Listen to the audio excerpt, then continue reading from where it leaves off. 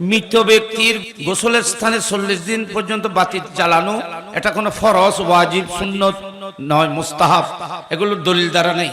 শুধু উলামায়ে কেরাম বুজুর্গানে দিন বলেছেন যেখানে একজন ইমানদারকে গোসল দেওয়া হয় সেই স্থানে যেন কেউ পেশাব করতে না পারে, সেখানে আল্লাহর রহমত নাজিল হতে থাকে, সেখানে আল্লাহর রহমত নাজিল হতে থাকে। সেই স্থানকে চিহ্নিত করার জন্য, সংরক্ষণের জন্য এক সময় কাঁটা টাটা দিয়ে রাখা হতো, অনেক সময় বাতি জ্বালিয়ে রাখা হতো, যাতে গভীর রাত্রে উঠে যেন কেউ না জেনে যেন ওখানে পেশাব বগারে যেন না করে। নয়তো বাতি জ্বালানো কোনো একটা শরীয়তের মধ্যে নির্ধারিত করে দেওয়া হয়নি। মোট কথা হলো যেখানে একজন ইমানদারকে গোসল দেওয়া হবে সেটাকে সংরক্ষণ করা, 40 দিন পর্যন্ত এটাকে সংরক্ষণ করতে হয়।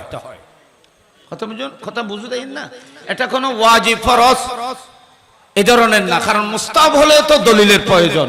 বস এটা আওলা ভালো, যেহেতু এখানে আল্লাহর রহমত বর্ষিত হয়।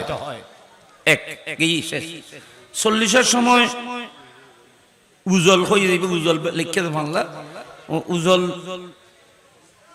জ্বালিয়ে বাড়িয়ে লিখে বাড়িয়ে একজন মানুষকে বিদায় দেওয়া সম্পর্কে এক সময় মধ্যে ইনওয়া প্রত আসিল যে আমরা তো বুঝতে লিখুন বাজে এক সময় মধ্যে মানুষ উগ্র আলেম ফাতিহা মিদ্দি অনর্গর মধ্যে রাতি আইসি ফাতিহা গুজুন বাপর ফাতিহা ইসালে সব গুজুন উগো মসজিদের ইমাম সাহেব আইসি উগো আলেম আইসি দদিব আইসি এত কি রাস্তা মধ্যে ইলেকট্রিক এলে কি আলো আসিলনে জনের আইনের উপর কষ্ট আসিল এতে মানুষ তো দিফালে বেলে কোনো ঠজ নজ এখন এলে উন্নত আসিল বহুত অনেক আগের কথা।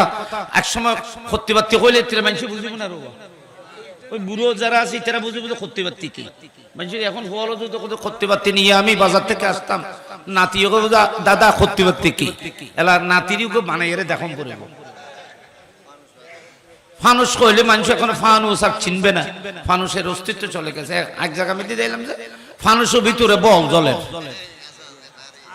ফানুসের ভিতরে বল দেখি এই খারবার খেয়ে খদিবের ফানুসের শুধু আকৃতি ভিতরে বল ফিট করে দেওয়া হয়েছে।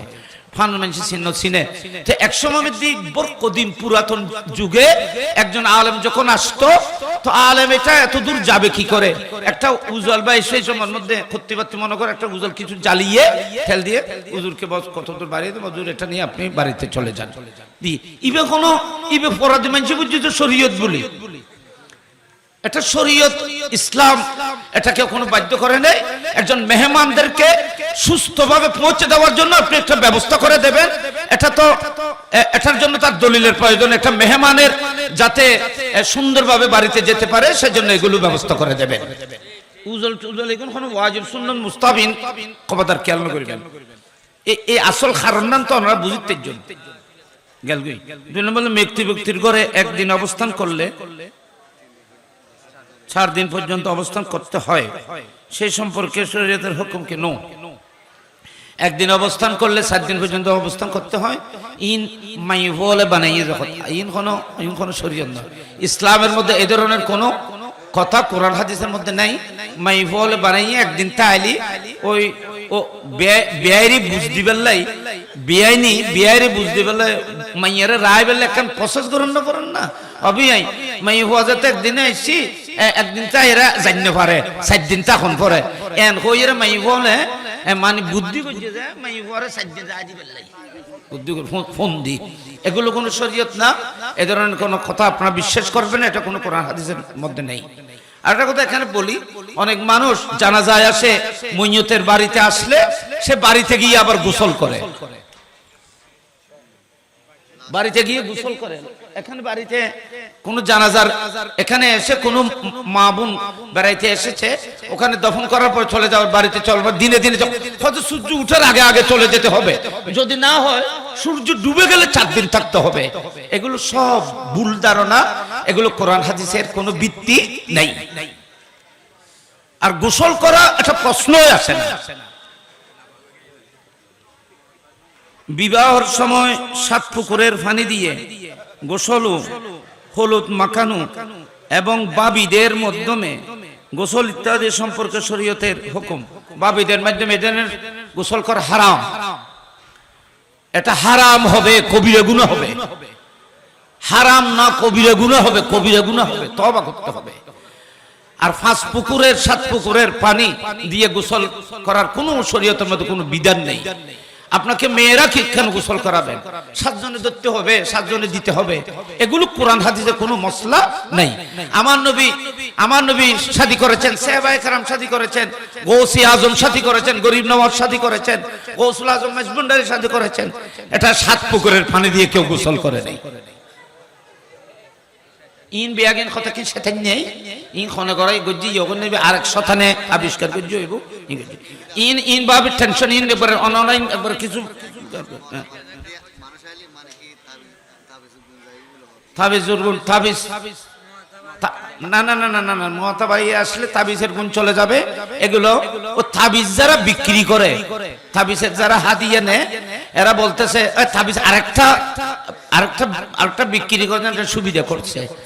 জানাজার নামাজে আসলে তাবিজের অ্যাকশন কেন চলে যাবে?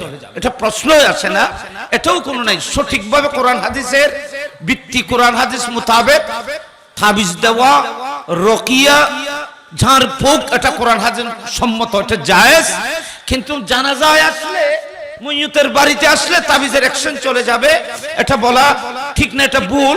বরং ওনার তাবিজের কোনো অ্যাকশন নেই সেটা প্রমাণ। তাবিজও নেই না, কোনো অ্যাকশন নাই, যে কোনো জানাজাত গেছুস বা কোনো মিক্কা গেছুস, ও তাবিজে খাম ন করে যে কোনো উত্তর দিবে লাগেন একটা প্রসেস, এই ধরনের কোনো কথা নেই। আচ্ছা শেষ শেষ শেষ হুকুম কি হচ্ছে?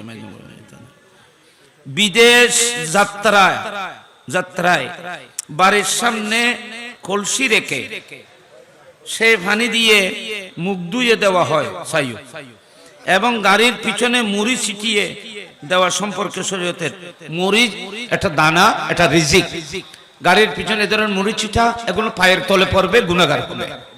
এ ধরনের ছিটানোর মধ্যে কোনো বরকত, কোনো রকমের কথা কোরআন হাদিসে নেই। 1 2 নম্বর হলো বাড়ির সামনে কলসি রেখে পানি রেখে এটা আর ন লেখে আয় দেখি যে আমফরযোগ্য দিব, আমফরযোগ্য দিয়ে আবার বেদিন, এগুলো সব হিন্দু প্রথা, এগুলো জাহেল মজুসিদের প্রথা, এগুলো মুশরিকদের প্রথা। ইসলামের মধ্যে এগুলোকে দফন করার জন্য ইসলাম এসেছে। এগুলোর মধ্যে কিছু নাই, শুধু আপনি আল্লাহকে হেফাজত করেন, আল্লাহ হাফিজ বলবেন, আল্লাহ হাফিজ দোয়া করবেন। এ ধরনের কার্যক্রম এটা কোরআন হাদিস সম্মত নয়। অনেক সময় এগুলো শিরকের দিকে ইঙ্গিত করবে, অনেক সময় এটা গুনাহগার হবে, যেহেতু তাওয়াক্কুল আলাল্লাহর বিপরীতে এই সমস্ত কার্যক্রম অনেক গুণের দিকে নিয়ে যাবে। এগুলো কোনো কোরআন হাদিসে নাই। আল্লাহ পাক আমাদের সমাজকে, মুসলমানকে এ ধরনের অশালীন কার্যক্রম থেকে, শরীয়ত বিরোধী কার্যক্রম থেকে, এখন শিক্ষিত সমাজ, আপনারা জ্ঞানী মানুষ, এগুলো কোনো কোরআন হাদিস নাই। এগুলো আপনার জ্ঞান কি বলতেছে? জ্ঞান কি বলতেছে? পুকুরের পানি, আম পাতা ইব গরর আম গাছ সামনে ঘর দুয়ার মধ্যে রাখি, এবার পানি ছিটি দিলি ভালো হইলি, একেবারে ভোর গোসল করলি কি হয়? ইন কেন কথা হইলে বাজ, ইন কোনো কথা আছে না? ইন কোনো কথা নাই, ইন কোনো নাই। ইন বিশ্বাস করলে বহুত অসুবিধা হইব। আল্লাহ পাক রব্বুল আলামিন সবাইকে হেফাজত করুন, সবাই সুস্থ থাকবেন, আহলে সুন্নাত ওয়াল জামাতের উপর অটল থাকবেন, উলামায়ে কেরামদেরকে মহব্বত করবেন। এই মাহফিল আগামীতে আরো সুন্দর ঝাঁকজমকে যেন হয়, সবাই সহযোগিতা করবেন।